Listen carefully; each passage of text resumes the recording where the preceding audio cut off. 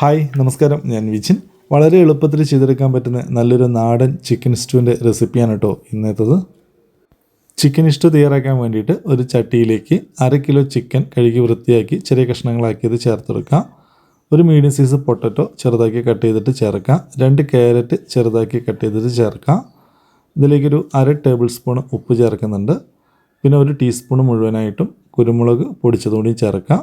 Chicken വേവിക്കാൻ വേണ്ടിയിട്ടുള്ള ആവശ്യത്തിന് വെള്ളം കൂടി ചേർത്തെടുക്കുക. എന്നിട്ട് നമുക്കിതൊന്ന് നല്ലപോലെ മിക്സ് ചെയ്ത് ചിക്കനും അതുപോലെ തന്നെ കഷ്ണങ്ങളൊക്കെ ഒന്ന് വേവുന്നവരെ ഒന്ന് വെയിറ്റ് ചെയ്യാം. ഇതുപോലെ ചെറുതായിട്ടൊന്ന് തിളച്ച് വരുമ്പോൾ തന്നെ മൂടി വെച്ചിട്ട് അടച്ചു വെച്ച് വേവിച്ചെടുക്കുക. അങ്ങനെ നമ്മുടെ ചിക്കനും അതുപോലെ തന്നെ കഷ്ണങ്ങളൊക്കെ നല്ലപോലെ വെന്ത് വന്നിട്ടുണ്ട്. ഇടയ്ക്കൊക്കെ നല്ലപോലെ ഒന്ന് തുറന്നു നോക്കിയിട്ട് ഇളക്കി കൊടുക്കണം. പിന്നെ ഒരുപാട് വെള്ളം ഉണ്ടെങ്കിൽ കുറച്ച് വെള്ളം ഒന്ന് വറ്റിച്ചെടുക്കുന്നത് നല്ലതായിരിക്കും. കഷ്ണമൊക്കെ നമ്മളെ ഉരുളക്കിഴങ്ങൊക്കെ നല്ലപോലെ വന്നിട്ടുണ്ട്. അതുപോലെ ക്യാരറ്റും എല്ലാം നല്ലപോലെ വെന്ത് വന്നിട്ടുണ്ട്.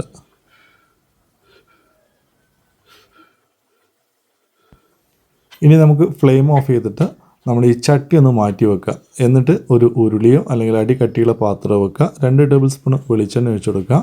വെളിച്ചെണ്ണ ചൂടാകുമ്പം ഇതിലേക്ക് സ്പൈസസ് ചേർക്കട്ടോ.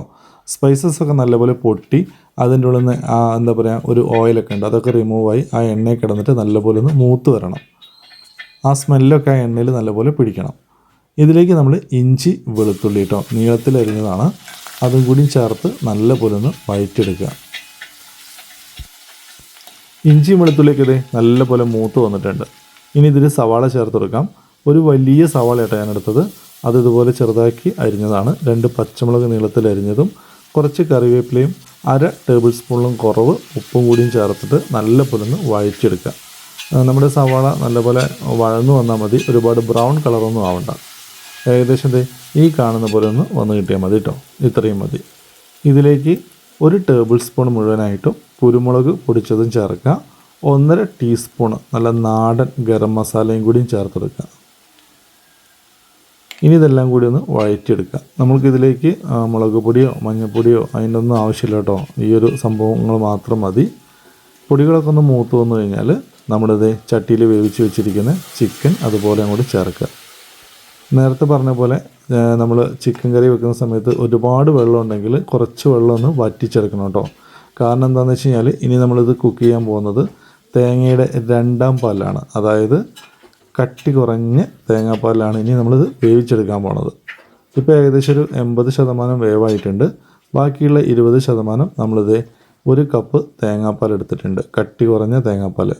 അതൊഴിച്ചിട്ട് അതിലാണ് നമ്മളിത് വേവിച്ചെടുക്കുന്നത്. 1 കപ്പ് മുതൽ 1.25 കപ്പ് വരെ നമുക്ക് ചേർക്കട്ടോ. അത്യാവശ്യം കൂടുതൽ ഗ്രേവിയൊക്കെ വേണ്ടവരാണെങ്കിൽ ഒരു 1.25-1.5 കപ്പ് വരെ നമുക്ക് കട്ടി കുറഞ്ഞ തേങ്ങാപ്പാൽ ചേർത്ത് കൊടുക്കാം. തേങ്ങാപ്പാൽ ഒഴിച്ചതുകൊണ്ട് തന്നെ ഉപ്പുണ്ടോയെന്നൊന്ന് ചെക്ക് ചെയ്ത് വെക്കുക. ഉപ്പ് കുറവാണെങ്കിൽ ഒരു 1/4 ടേബിൾ സ്പൂൺ ഉപ്പും കൂടി ചേർക്കുന്നുണ്ട്. ടേബിൾ സ്പൂൺ കണക്കിലാണ് ഉപ്പ് എടുത്തത് കേട്ടോ. അതുകൊണ്ടാണ് 1/4ഉം 1/2 ടേബിൾ സ്പൂണിൻ്റെ കണക്ക് പറയുന്നത്. ഉപ്പൊക്കെ നിങ്ങളുടെ ഇഷ്ടത്തിനനുസരിച്ച് ചേർക്കുക. ഉപ്പും ചേർത്ത് ഇതുപോലെ ഒന്ന് മിക്സ് ചെയ്ത് കൊടുത്തിട്ട് ഒന്ന് തിളയ്ക്കാൻ വേണ്ടിയിട്ട് വെയിറ്റ് ചെയ്യുക. അങ്ങനെ നമ്മുടെ ഗ്രേവിയൊക്കെ നല്ലപോലെ തിളച്ച് വന്നിട്ടുണ്ട് കേട്ടോ. ഇനി ഇതിലേക്ക് നമുക്ക് കട്ടിയുള്ള തേങ്ങാപ്പാൽ ഒരു 1/4 കപ്പ് എടുത്തിട്ടുണ്ട് കേട്ടോ. അതും ചേർത്ത് ഒന്ന് മിക്സ് ചെയ്യുക. ഇനി ചെറുതായിട്ടൊന്ന് തിള വരുമ്പം ഓഫ് ചെയ്ത് വെക്കുക. അപ്പോൾ സംഭവം ഇത്രയേ ഉള്ളൂ. നല്ല ടേസ്റ്റി ആയിട്ടുള്ള നല്ല നാടൻ ചിക്കൻ സ്റ്റൂ ആണ്. ചിക്കൻ സ്റ്റൂ ഇതുവരെ തയ്യാറാക്കാത്തവരോ അല്ലെങ്കിൽ ചെയ്ത് നോക്കിയിട്ട് നന്നാത്തവരോ ഉണ്ടെങ്കിൽ തീർച്ചയായിട്ടും ഈ ഒരു മെത്തേഡ് ഒന്ന് പരീക്ഷിച്ച് നോക്കുക കേട്ടോ. അടിപൊളി ടേസ്റ്റ് ആണ്, അടിപൊളിയാണ്. ഇത് ചപ്പാത്തി, പൊറോട്ട, അപ്പം, ഇടിയപ്പം, നമ്മളെ പുട്ട് എന്ന് വേണ്ട ചോറിന് വരെ കഴിക്കട്ടോ. നല്ല ടേസ്റ്റി ആയിട്ടുള്ളതാണ്. ഇനി ഇതിലേക്ക് കുറച്ച് കറിവേപ്പിലയും കൂടിയും ചേർക്കാം. പിന്നെ നിർബന്ധം ഉണ്ടെങ്കിൽ മാത്രം കേട്ടോ, നിർബന്ധമൊന്നുമില്ല. അണ്ടിപ്പരിപ്പും മുന്തിരിയും വറുത്തിട്ട് ഒന്നിതിൽ ചേർക്കുക. ആ ഒരു ലുക്കൊക്കെ കിട്ടാൻ വേണ്ടിയിട്ടാണ്. അപ്പോൾ സംഭവം ഇത്രയേ ഉള്ളൂ. ഇനി ഫ്ലെയിം ഓഫ് ചെയ്തേക്കുക. അപ്പോൾ എല്ലാവരും ഒന്ന് ട്രൈ ചെയ്ത് നോക്കിയിട്ട് നിങ്ങളുടെ ഫീഡ്ബാക്ക് അറിയിക്കുക. അപ്പോൾ പുതിയൊരു വീഡിയോ ആയിട്ട് നമ്മൾ വീണ്ടും കാണും. അതുവരേക്കും ബൈ.